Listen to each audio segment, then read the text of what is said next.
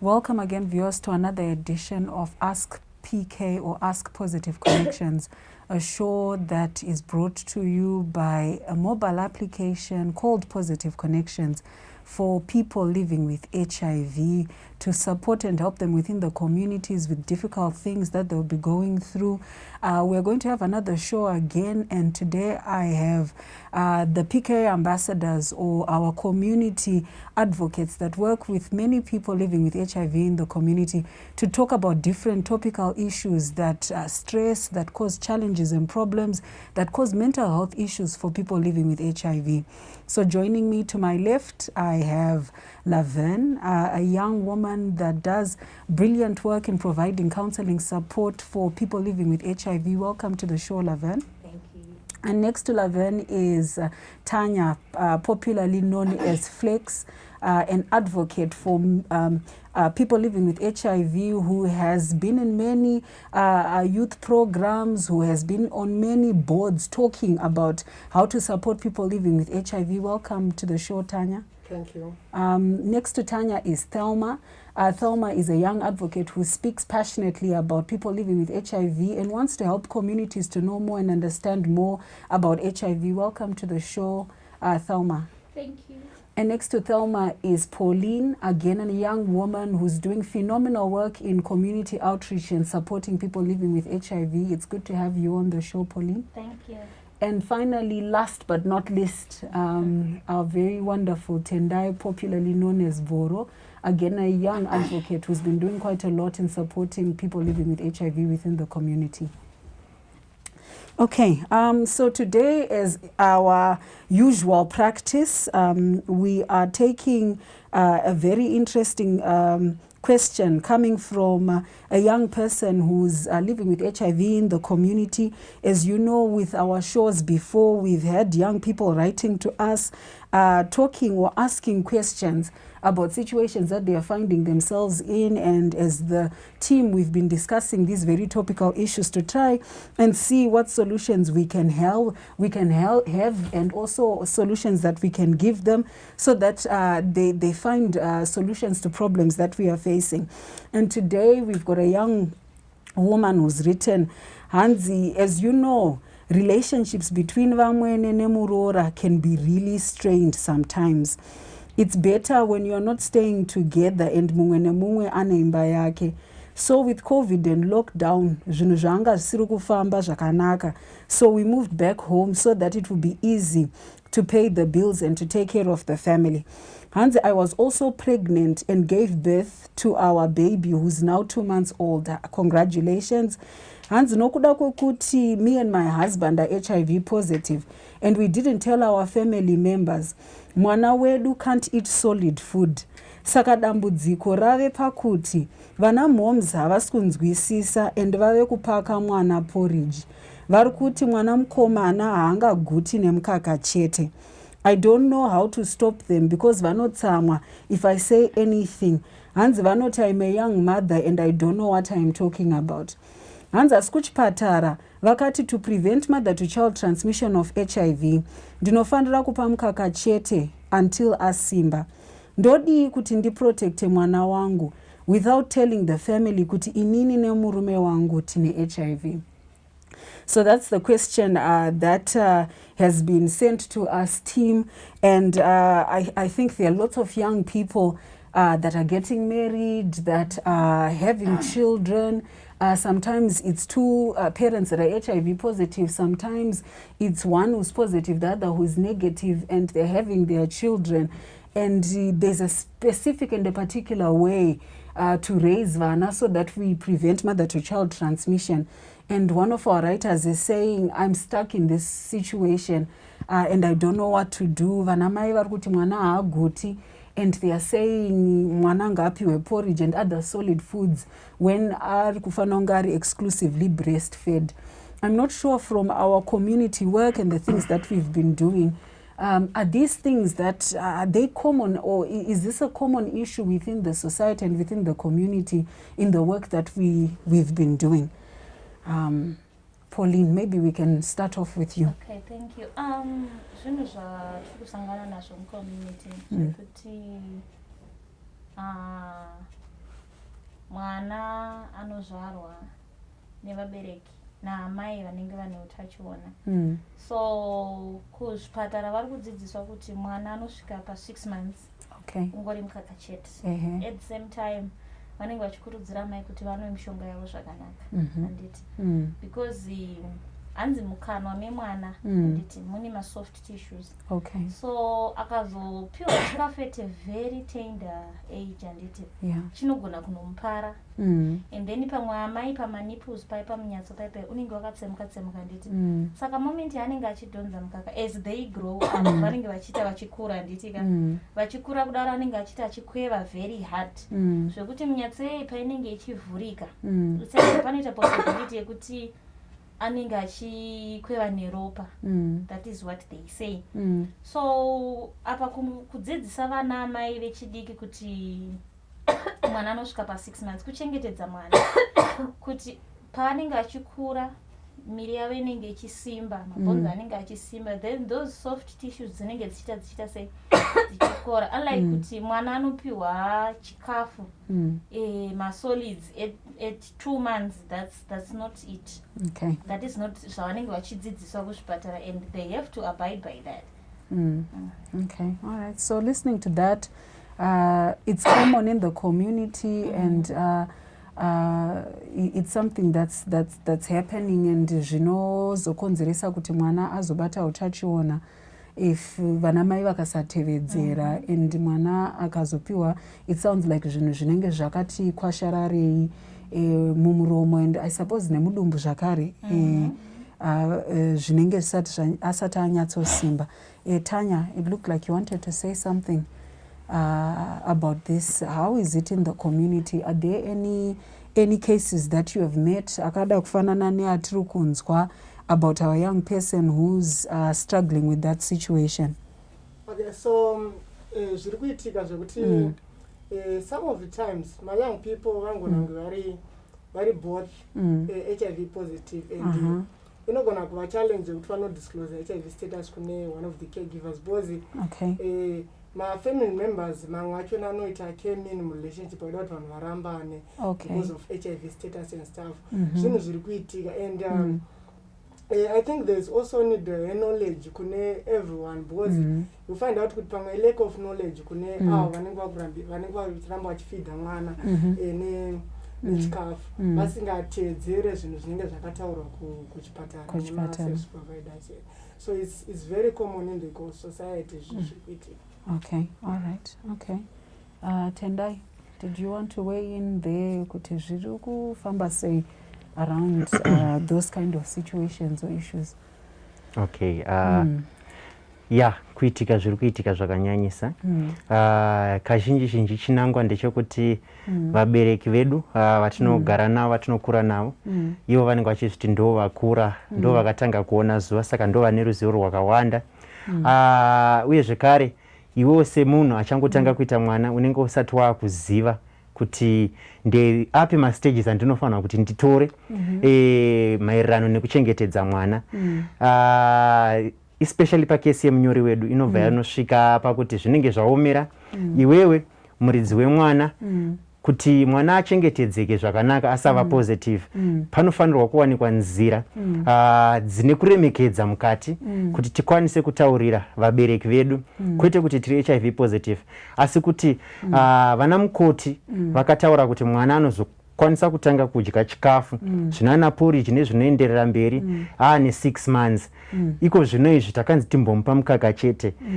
Zvinhu zvakanaka izvozvo kuti sevanhu inini semurume ndikazvitaura ndiri ini since ari kugara pamba pangu inini murume ndikataura ndichiudza mai vangu I'm sure kuti vanokwanisa kuteerera nekuti inini ndinenge ndine the final voice semurume. Okay.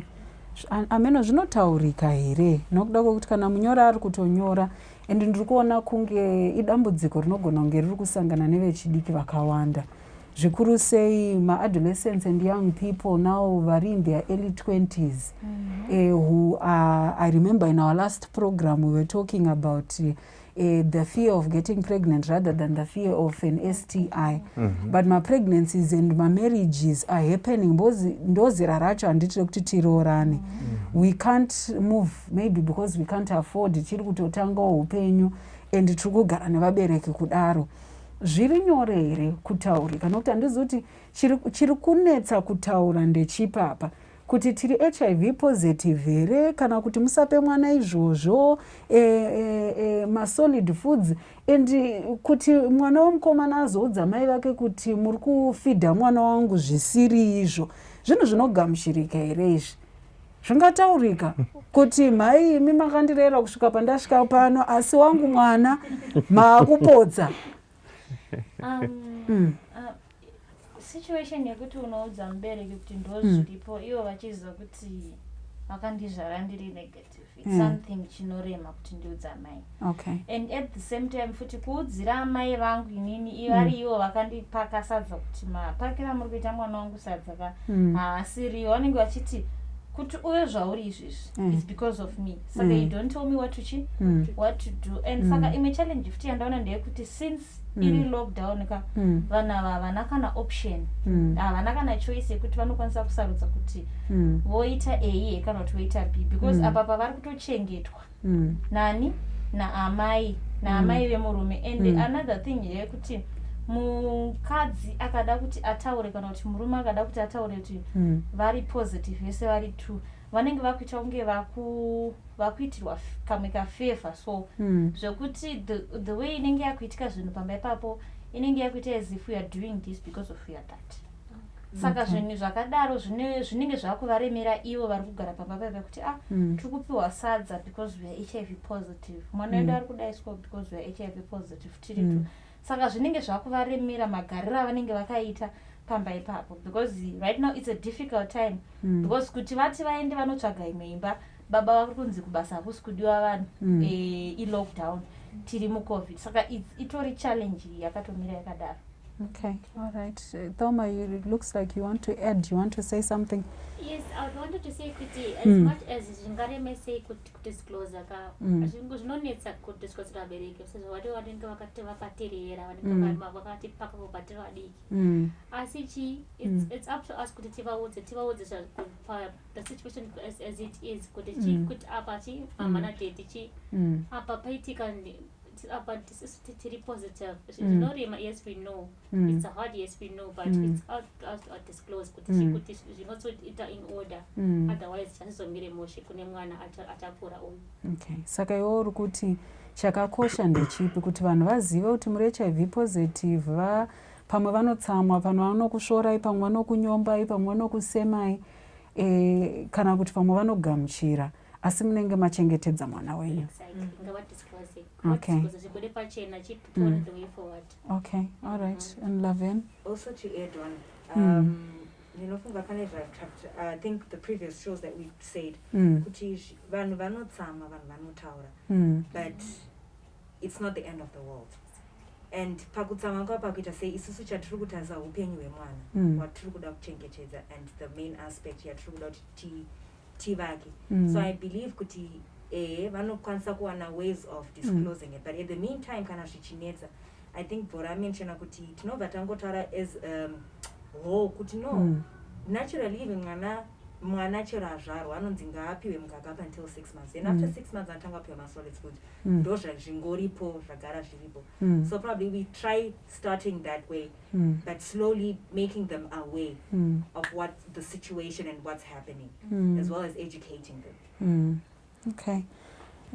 Handizivi ndizvo here kuti nokuti tinozviona pane zvinotaurwa kuchipatara asi zvinozoitika kumba dzimwe nguva asiri zvo zvinoenderana.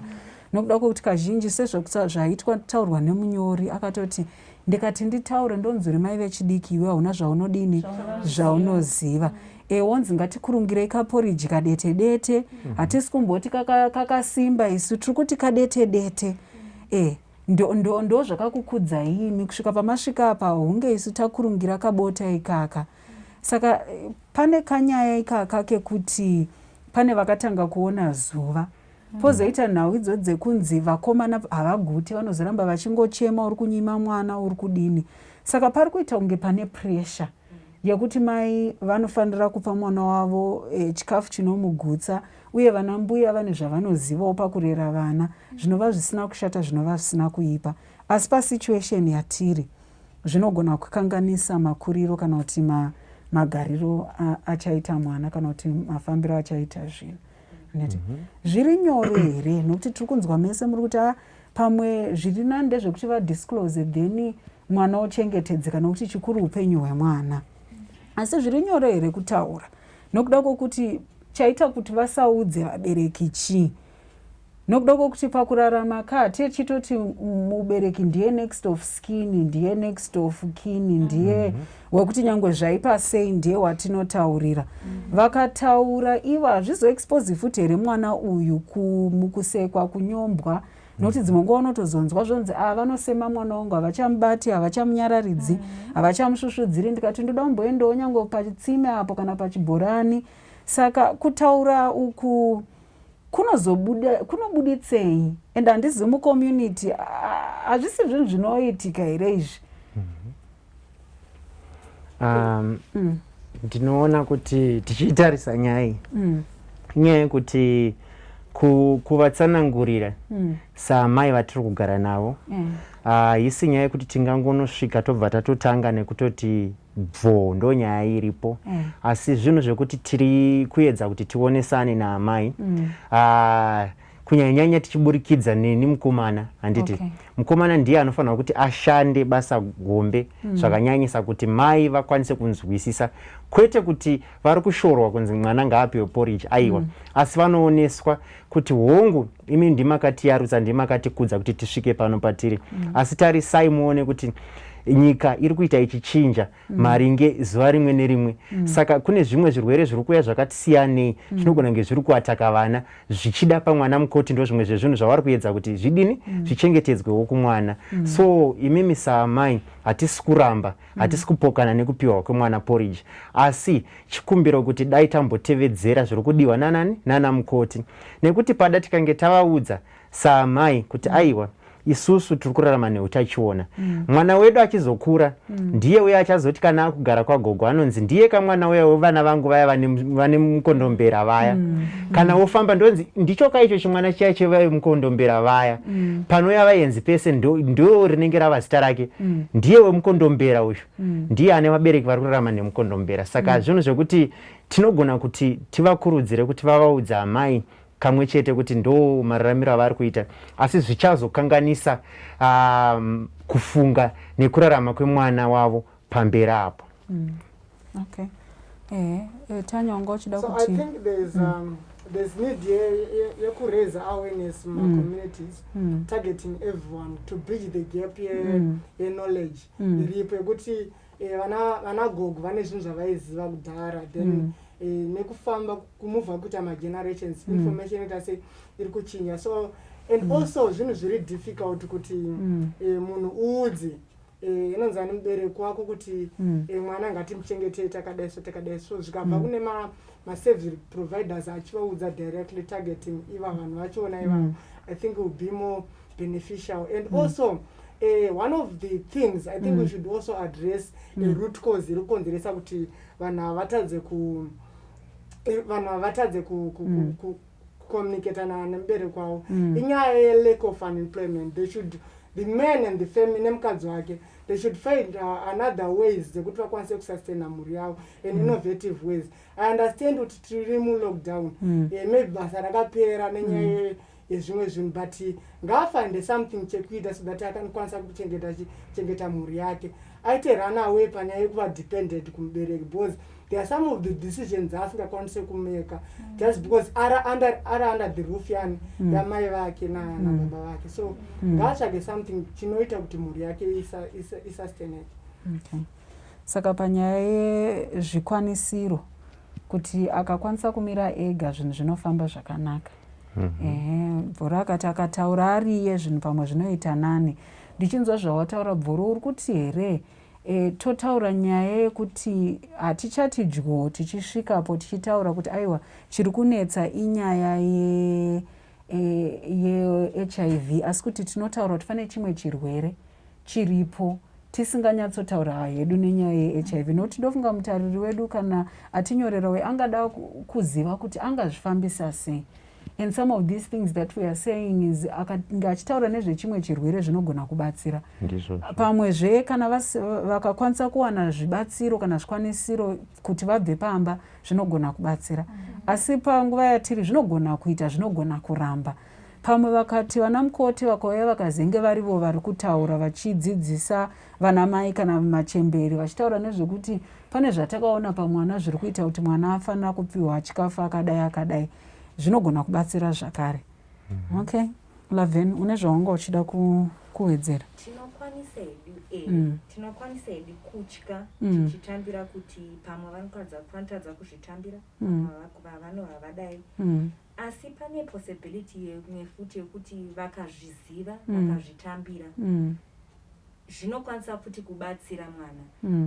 There are times where that child anokwanisa kuzonzi ndiye mwana wanhingi akadai, but vanokwanisa kuti pane zvinhu zvekuti mukavadzidzisa mukavatsanangurira what's happening nezviri kuitika, you'll be actually surprised kuti the outcome ndeyekuti she's actually the one who's now explaining to other people or to other relatives, telling them kuti no, this is not a contagious disease or this is not something bad, ende mwana wehana.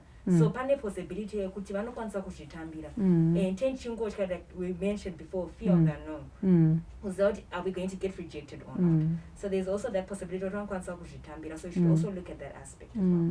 Okay, mashoko makuru ekuti dzimwe nguva tinogona kunge tichingofunga kuti nokuda kwekuti munhu ari kurarama noutachiona hwe-HIV kana kuti munhu ane HIV, maonero ake anoita vamwe maonero ekungotarisira kunyombwa, kusvorwa, kusekwa, kusagamuchirwa, zvekuti tongotanga tiri negative.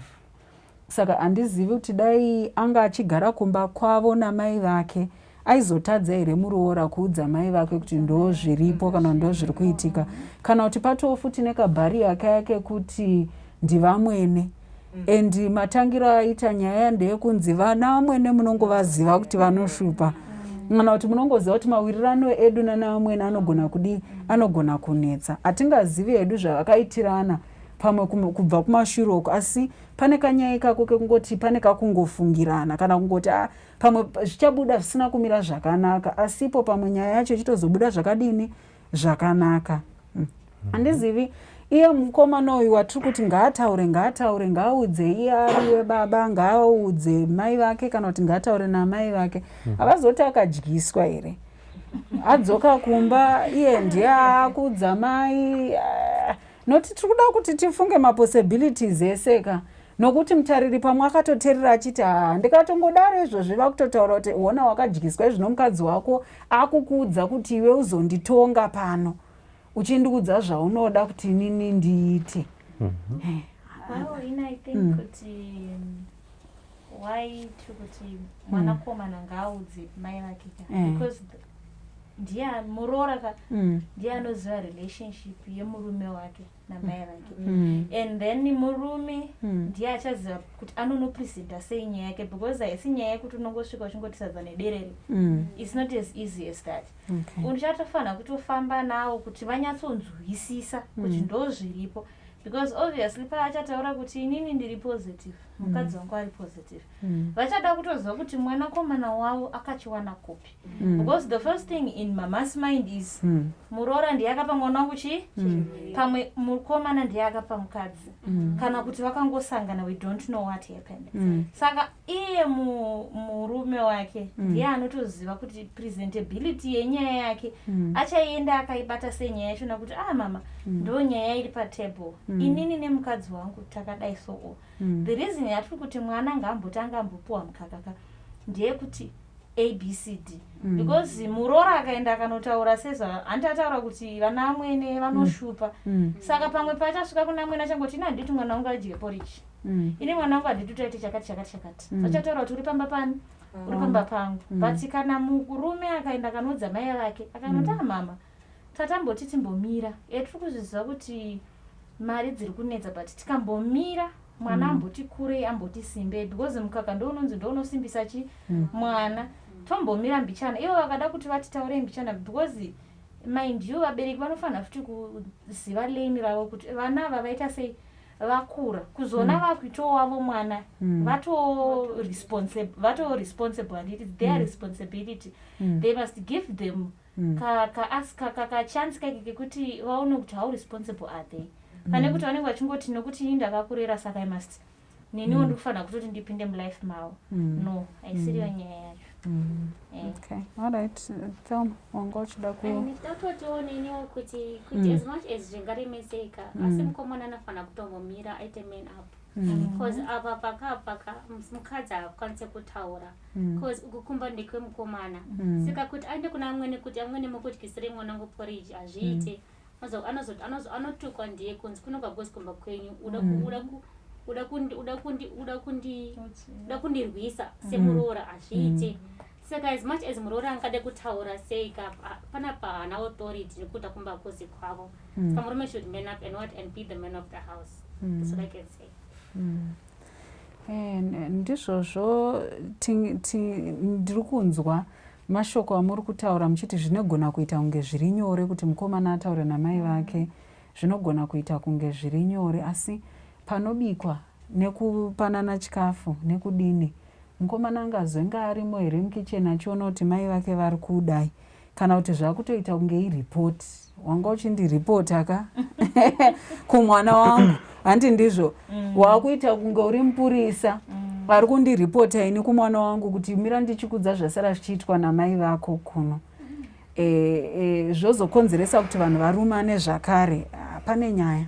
Yeah, so nyaya yakaoma because you could see kuti mwana kana mukomana kana akataura namama vake panyaya yekuti mwana asadyiswe chikafu chakanyanya uma zvakada sesadza even porridge, mwana uyu mukomana zvinogona kuzocreata futi kuvengwa kwemwana wasikana anova mukadzi wake kunyange zvine mwana or even issues dzana stigma dzana discrimination dzogona kubuda futi ipapo zvinogona kuzolida mukadzi uyu kune mamwe problems ekuti anenge angozvibvunza kuti why me, is it because I've dated this kind of a person zvokuti mama vake vakundoona semunhu akashoreka in as far as vasina imwe decision angakwanisa kuita yekubva ipapo but akutorarama ari mugehena like person bhoze nguva yake zhinji anenge ana amwene pamwe murume anenge achimbonongwavha ngwavha but nguva yaana amwene vake iyoyo inguva yekuti anenge ari pakushungurudzika sezvamataura muchibvonzvo wandiripotera wandaiso anogona kurisivha mashoko akawanda kubva kuna amwene anogona kukanganisa even utano hwake iye achirarama neutachiona hweHIV. Saka pane zvinhu zvakawanda zvinogona kuitika zvinogona kukanganisa magariro.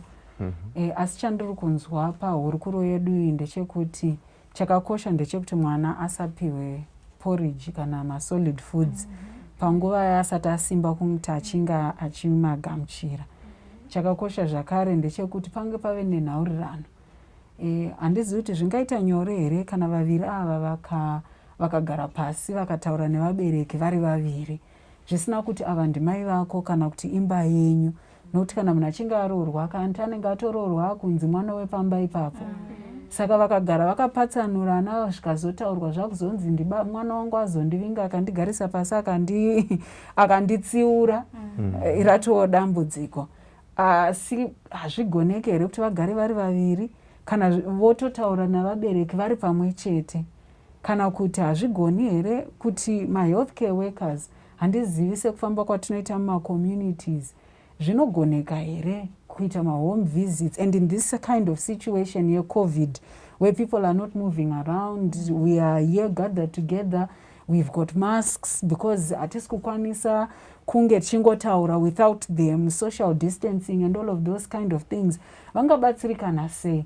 Let's say maybe the better solution is vana mazvikokota kana manesi kana mumwe munhu anokwanisa kuvabatsira akuda kuita reach out pamwe kunana gogo kana kumhuri kuti vabatsirikane.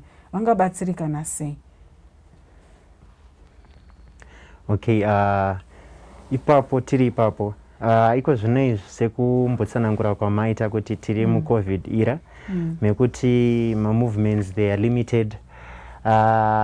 We have got what we call positive connections inova ndo imwe yatiunganidza pano kuti tikwanise kutsanangura nezvayo. And it positive connection, it is an application that can be used and it in the safe space yemba mako without contacting anyone waunenge waonana naye physical. And it urumba mako, you can download that application, positive connection. Connection spelling yachona, it starts with a K. And you find the application, you download it, you install it into your phone, then you can start logging in. Trust me, there is 100% safety on that.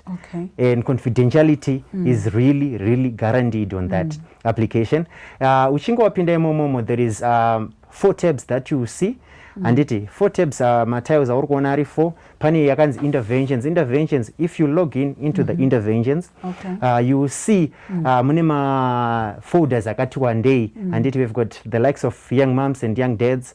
There's so cases ekuti anokwanisa kunodini kuno address kwa ipapo on how best you can talk na mai vako kuti vakwanise kunzwisisa kuti zvechokwadi mwana ngaamwe mukaka chete kusvikira 6 months chinge dzakwana. And also zvayakanakira positive connections, it's not just targeting people living with HIV, and people whom are affected with HIV are also targeted. So tinogona kutoishandisa pamwe chete naamwene varipo iwe muroora naamwene motoishandisa pamwe chete. It will be the best answer yekuti vamwene vanokwanisa kusara vachitori nekunzwisisa kwakanyanyisa vakabatsirikana.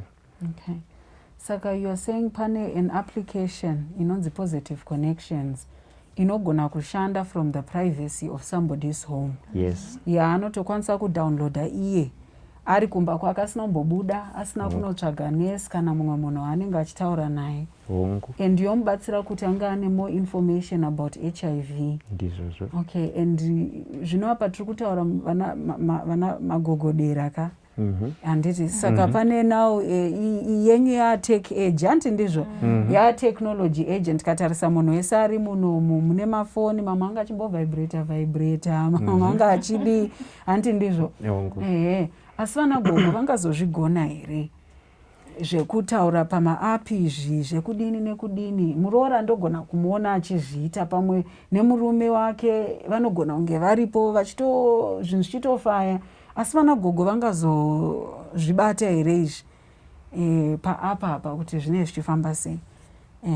Vana gogo vanogona kushushikana nekushandisa application because of age, strong rural background, we all know it. So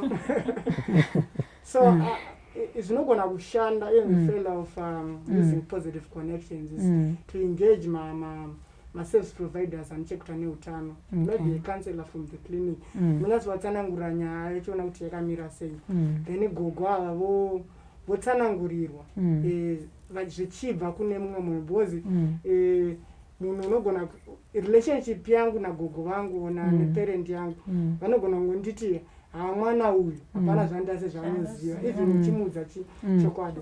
So you should engage mumwe munhu nokuti havatomborina relationship naye zvokudaro, but achivaudza maererano nezvekuita kuyangisa kwemwana. I think that should be more ideal in as far as you are preventing mwana from HIV. Okay, all right. So this has been quite a difficult a situation and a difficult case, you know, to think about. Kuti ndiri mumba ndine mwana, I don't want really people to know kuti zviri kuitika in my marriage, because I worry kuti zvinhu hazvizotifambiri zvakanaka.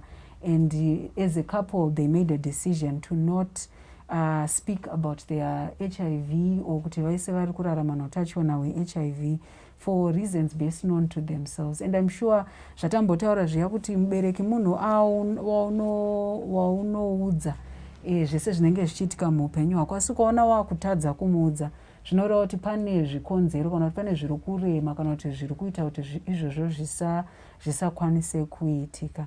So I'm sure there are many other young people that might be finding themselves in this very same situation and who might be battling with some of these. Sometimes it's not just about tine mwana, but it's maybe kungovaudza pamwe iko kutotorawo mushonga kwangu ndiri mumba imomo.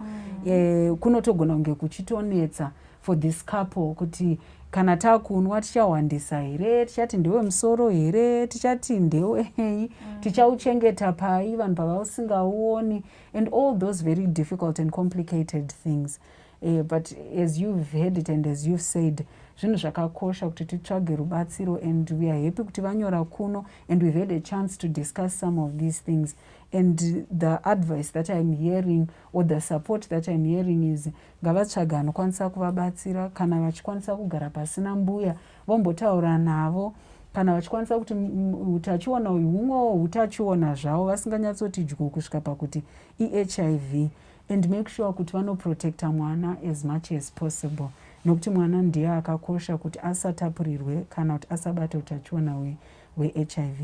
I don't know, mune any other parting words here dzamungada kuudza vatariri vedu in terms of this situation? Pamwe vangange vari musituation iyoyi vari kutambudzika. How do I tell my parents if it's about HIV, if it's about my child, how do I stop them from feeding mwana wangu ini ndichiona kuti zviri kutoitika izvi zvinomukonzeresa kuti arware?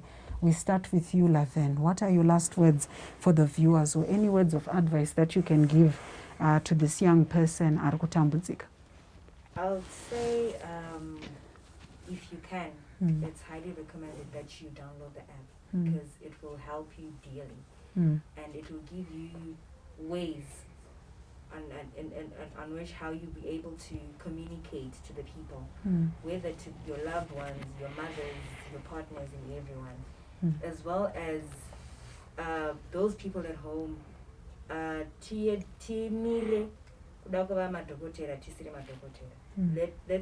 able to leave the medical part to the doctors. Yes. Okay, thank you for those. Hanzi vanhu ngavasaita amateur doctors kumba zvataurwa kuchipatara, ngatingoitai izvozvo and zvinoita kuti zvinhu zvedu zvifambe zvakanaka. So what I can say is kuti kana uchinge wakundikana kutaura nemubereki wako zvine chekuita nemayamwisirwo emwana, or even kuudza HIV status yako, you feel kuti mwana wako uda kunge ari protected, engage someone ane more knowledge yekuti angakwanisa kucommunicata nawo zvokuti mubereki wako anonzwisisa zvisingazocreate harm pamwiri mese. And also you should download the application and get more information. I'm sure you'll be helped and good to go. Okay, thanks Flex. Thelma, your parting words? My parting words are that PK is that uncle and that aunt that we're all seeking for, that we all long for sometimes. And yeah, and also kuti kana paye pamunoremerwa pamunenge pamamange makuona kuti hamuchakwanise kudisclose mwana wenyu kana tichii, you can also seek for advice from PK. There are also counselors that can help you there, and also HIV is not the end of the world. Sakachi, you all loved, and you can also seek advice from that application, and it will show not come back of course HIV. Thank you so much for that, reminding us that there are counselors on the app, and it's not the end of the world. Hands in door, vanambuya nana sekuru vaya. And I think in lockdown we really need vanambuya nana sekuru vaya. If you can't get out of the house, you are stuck together, and zvinhu hazvichafambi zvakanaka between husband and wife, hazvichafambi zvakanaka mumararamiro nemagariro. Let's reach out for that uncle and that aunt and get the help and support that we need. Pauline, your parting shots? My parting words are communication is vital. Saka vanhu ngavacommunicate mudzimba umu. Kana ona kuti varemerwa, you have tingati brother, a sister, a sekuru, embuya that you can download. As for issue yatatichitaura nezvayo, vakagara pasi vakataurirana vakanzwisisana, I think things will go a better way. Nyangwe zvichirema, nyangwe zvichioma, they just have to communicate, and they don't have to worry kuti mangwana achazovei, because vari kuchengetedza upenyu hwemwana. Vakasachengetedza upenyu hwemwana, mangwana achazongochema nani nevabereki. Okay. Anzi chengetedza upenyu hwemwana. Mangwana achachema nemi. Okay. Thank you so much. Chandinokwanisa kutaura ndechekuti PK is the only way to go. Kunyange ukanzi uri sekuru, kunyange ukanzi uri mbuya, still PK it's user friendly. Inokwanisika kunzwisisika. Kuna mbuya ivavo, kuna sekuru ivavo. Ine nzira dzekuti vakwanise kunzwisisa any topic yavarida kubatsirwa pamusoro payo. So haina zera kuti wakwegura kana kuti uchiri wechidiki, still PK inokwanisa kukubatsira. So hurry up pa Play Store, download it and make use of it. Thank you. Mashoko makuku, to thank you so much, our community ambassadors, for the work that you are doing in the field, and all of these people that you are serving and supporting, that you are seeing and giving all of this valuable service and information. And I'm sure a lot of people have learned a few things, have gleaned a few things, and much like Munyori Wedu, who has felt like Zvinhu has also gotten help, and many others have actually also gotten help from this. So you can get in touch with us, and Vatariri Vedu can get in touch with us on our social media platforms, Facebook, Tiripo as Positive Connections, and all the other platforms, Instagram, Twitter. You can get to us, and per WhatsApp you can be in touch with us on 0771 651 429, and you can send us messages with your questions on Facebook. Kuti kana mune ma issues amunongada kuti tidiscuss further as a platform, as a group, you can actually also talk to us, and we will be able to discuss them so that tinowana kubatsirikana. Thank you again for watching, and see you next time.